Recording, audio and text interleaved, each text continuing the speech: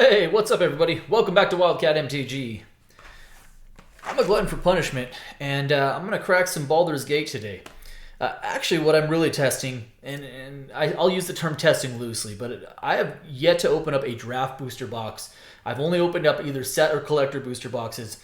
And what I'm hearing from a lot of people and seeing on some other channels is that they think that the draft booster boxes are actually more balanced and better than the set booster boxes, which might be a first since the advent of the set booster box, that the set booster box is a worse product. Speaking from personal experience, the collation on the set boxes is a absolute dumpster fire. Being able to go 2 and sometimes even 3 boxes without pulling a single land and only maybe 2 or 3 mythics and that sort of thing, it's just absolutely all over the place. So I'm told that the balance in the draft boosters is a little bit better, and well, let's find out. So let's do what we do. Let's crack some packs. I will say this, as we get ready to open this bad boy, as of the filming of this video, the collector boxes are sitting around 173 to 175. The draft booster boxes are sitting around 85. And the set booster boxes are 80 to 82. So the market definitely thinks that the set box is the inferior product as well, if current pricing is any indication of that. Well, let's find out. All right, so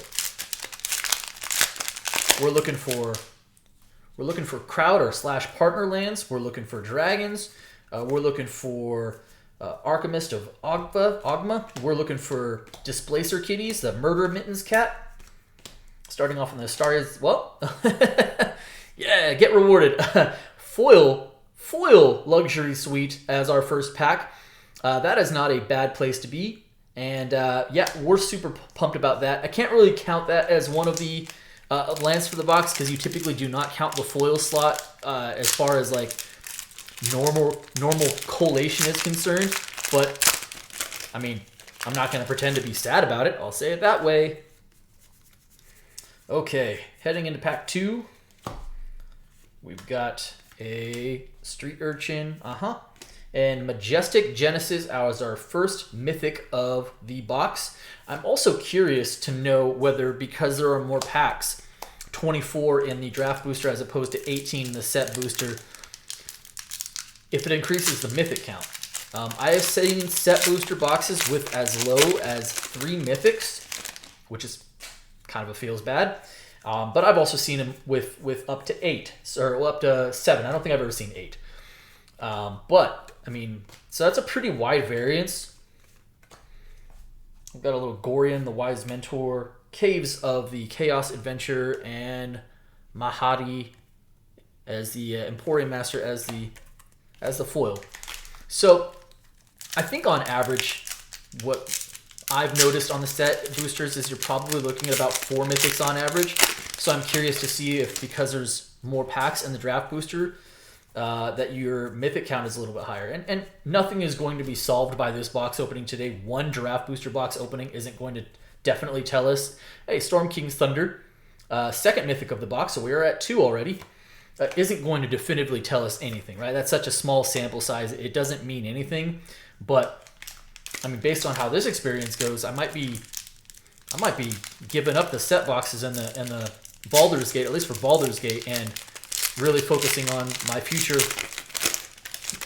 future sealed purchases of this product towards draft instead of set, which really would be a first for me as far as focus of sealed product is concerned. All right, Cone of Cold, Popular Entertainer is a rare, Mazia the True Sword Paladin, and Elder Brain. That was a triple rare pack, and I actually like Elder Brain. I don't think it carries a lot of value, but I'm a fan of the card, so I'm going to put that up there. All right, we've got a few packs left in our first row.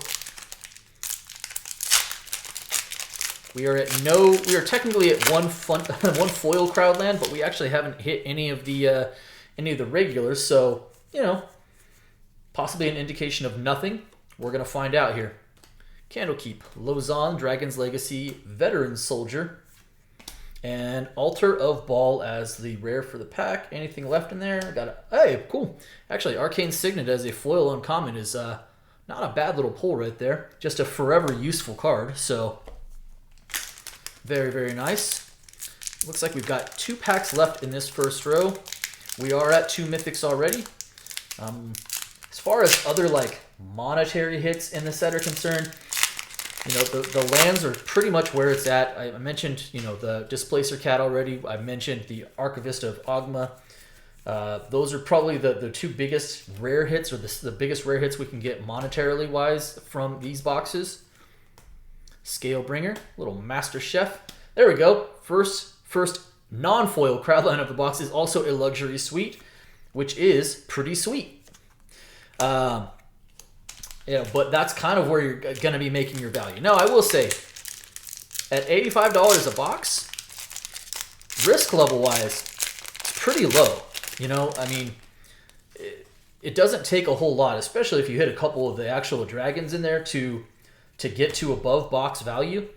And if you can get, you know, my thing is consistency-wise, I just think that the boxes should be delivering, hey, Windshaper Planetar should be able to deliver at least a couple of the lands per box. You know, I'm not asking for 4 or 5, but at least a couple, right? Because as cards that are carrying value somewhere between, what, $6 to $10 on average, depending on which of the lands, it does help supplement the cost of your box. And also, as far as just feeding you playable cards is concerned, especially, you know, as a Commander product, like, kind of feels like you should be able to rely on at least getting a couple of those. We've got a Lae'zel next up as our next rare. And then we've got Gale's Redirection and a Predatory Impetus. You know, because you're not always going to hit value in the mythics. There's plenty of mythics that are kind of swing and miss. I'm not saying you're always going to hit the Ancient Dragons, but at $85 a box, if you're able to hit at least a couple of the lands, you pull 1 or 2 of the impact, you know, rares, then even if you don't hit big dragons, you're at least still feeling pretty good about your box value and what you got back. Got Robe of the Archmagi next, and the Monk. You know, people will note that the big thing that you're missing that you don't get a chance to do with draft boxes is the list hits. And while that's fine, and there is plenty of good stuff on the list for Baldur's Gate, it's still really hit and miss. It's still a lottery. I mean, there's plenty of boxes out there that don't have a darn thing on there from the list, and you're just pulling jank rares or jank uncommons and that don't really add anything to it. Ascend from Avernus is our next rare. Hammers of Moradin as our foil uncommon. So approaching the halfway point in the box, we are technically at 2 Crowdlands, albeit one of them is foil. We opened up 2 mythics early on, but haven't hit a 3rd one yet. So nothing really from this middle column. Ooh, I see something borderless back there. And that's probably going to be pretty good for us. So we've got Ball Lord of Murder and Battle Angels of Tyr, which is a not bad foil borderless, mythic to hit. I'm going to say this card's probably around $15. And again, at a cost basis of $85 for the box, that is a significant portion of that box value back. Again, that feels pretty good, right? Give me a couple of lands. You know, we always have to be realistic with ourselves when opening boxes, right? If every box that you opened automatically had, you know, guaranteed value of the cost of your box, well, there would just be never a reason to stop opening, right? You would just open, sell the cards, keep the profit, and then buy another box. But that's not really how things work. So it's not necessarily about, hey, Wizards of Thay. It's not necessarily about hitting the box value in every box you open. Over time, like, it is generally a losing proposition. Sometimes you'll find, now occasionally you'll find arbitrage where for some reason the price of the cards within a box on average, the EV, if you will, becomes inverted and actually becomes more than the cost of the actual box. That typically doesn't last too long, as the market does tend to correct itself then. But occasionally it happens. We got Descent into Avernus as our next rare, and we've got a foil rare, our next foil rare. We've got our second foil rare of the box. This is Robe of the Archmagi. Just, you know, I don't think that's a big value hit. It's definitely about the luxury suite in that particular case.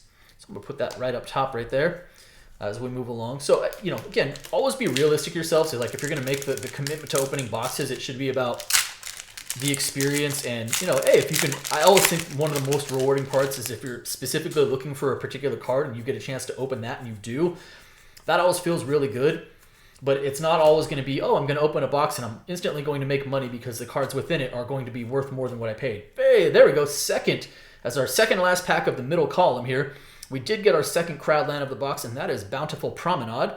And, again, I'm okay. If you're going to give me a box that has 2 of the lands in it, that's fine. I can deal with that all day long. But those set boxes where people are cracking cases of the set boxes and going 2, sometimes even 3 boxes in a row without pulling a single land, like that to me is where it's unacceptable. Unacceptable. But you know what? Again, just cost basis wise, here we are. Hey, Elminster's Simulacrum. So we've got our third rare, fourth mythic of the box. I don't know why I paused on that. I paused on the foil there. So third, technically fourth mythic of the box, one of which is borderless. And to me, this is a more even experience. Again, I'm not going to always point to be able to, I pulled a foil rare land, because that's not going to happen a very high percentage of the time. But if I can pull 2 or 3 of the lands, pull a few good mythics that I think are fun and playable and have some value to them as well, I'm a happy camper. I'm okay with that. Zevlor, Owlbear Cub, and a Warehouse Thief. So now we are officially into our last column of the box here. And you know what? Again, I'm pretty balance-wise. I'm pretty happy. 4 mythics is probably as much as you're normally going to hope for in the set boxes so far. And again, sample size is ridiculously small. This shouldn't be enough for anybody to make any sort of decision one way or another after opening a single box. But thus far, the draft box does seem to be a little bit more even to me. Foil Gate, always cool, even if it's a common. All right, what would really top off this box is if we could get one more mythic, have it be any of the Ancient Dragons, and one more of the Crowdlands. Also, wouldn't mind, again, pulling that Displacer Cat. It's probably my favorite card in the set, I think. Outside of, pulling dragons. Sculpted Sunburst as our next rare. Parasitic Impetus as the foil. All right, looks like we've got about 5 packs to go. None of the mythics, except for that. Well, the Battle Angels. That's a pretty strong mythic, and having it in the borderless version definitely helps. All right, Will Blade of the Frontier. This time in that rulebook art. Actually, I haven't seen too much of that. Illithid Harvester, kind of a cool rare. Not bad. Okay, 4 packs left. Is there any magic left in this box? Let us find out. Hit me up some comments. Let me know what your experience is on the draft versus set booster boxes is. Has your experience been drastically different? Sea of Clouds. There we go. So third Crowdland of the box in our 24-pack draft booster box. I'm happy. I think that that's phenomenal. Hey, Mystery Key. Kind of a cool, uncommon foil.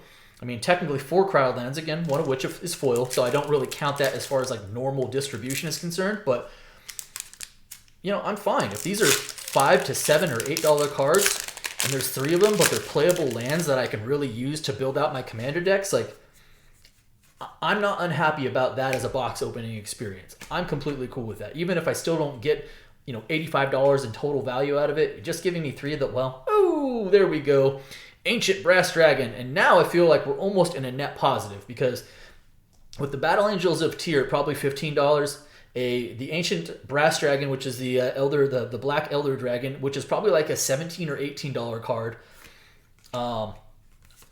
Again, I just think that 3 Crowdlands, 4, 5 Mythics, huge. We might even be approaching a net positive when you take into account, the uncommons, the commons that actually have some value to them. There are some commons in there that have some decent value to them. Now we might actually be at a net positive, which is, not always the case with Baldur's Gate. All right, Lulu, Loyal Holophant, Amber Gristle Maul, Scion of Hallister, and Earthquake Dragon. Cool, we did get another dragon. It's not an Elder Dragon, but hey, a big beefy Earthquake Dragon. All right, last pack of the box. And then I'll just do a quick recap of it. We'll kind of go from there. And we'll see how this thing shakes out. Okay. Any last pack magic? Let's do this. Bone Collar Cleric. Emporium Master. Master Chef. And a Luxury Suite. That's what I'm talking about. That is what I'm talking about. So, I mean, again, one box, it's not a strong sample size, so don't base anything off of it. But if I'm going to pull a Dragon, a Borderless Battle Angel of Tyr, 4 Crowdlands, and a foil Luxury Suite to go with some decent rares in here. We didn't hit any of the big ones like the Cat or the Archivist, but that's okay. Like, this to me, I don't walk away from this experience feeling upset about things. This is fun to me. This is a fun opening. Even if I didn't necessarily hit $85 of my box price, I don't walk away from this and feel upset about it. I don't know. I'm going to have to give this another try. I'm going to have to go out and pick up another couple of draft booster boxes. We'll do a couple more of these, but my initial thoughts are that the draft booster box actually seems like the better, more well-rounded product than the set booster box for Baldur's Gate. Let me know your thoughts, though. Let me know what your experiences have been like. As always, I appreciate you guys. If you're not subscribed to the channel, do me a favor. Hit that subscribe button for me. Hit the like button for me. And, of course, drop me some comments as well. Appreciate each and every one of you. Be well.